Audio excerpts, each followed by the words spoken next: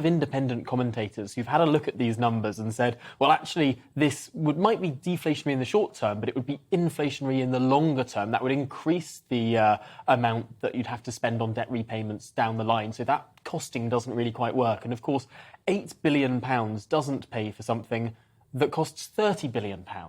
The Institute and for let's Fiscal get this Studies, right, that's 30 billion for 6 months. Exactly. That's not even the full year. So Well, that's exactly. okay. And the Institute for Fiscal Studies said this morning, the independent body said this morning that the Labour Party would probably feel forced to do this for much longer than 6 months. So that's £60 billion if it's a year. That's £90 billion if it's 18 months. Now, 18 months is an interesting number because that's the amount of time that furlough, for example, ran for.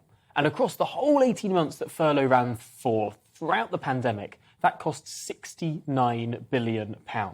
So this proposal from Sir Keir Starmer, if it were to run for the same time as furlough, would cost more at £90 billion. It's an extraordinarily large sum of money. And some of the criticism has been that both this is a lot of money and quite a sloppy way of doing it because the amount of money that is spent, half of it, because it's a universal thing, half of it goes to people on above average incomes. Now, there's been some criticism that that money could be better spent or, frankly, not spent at all.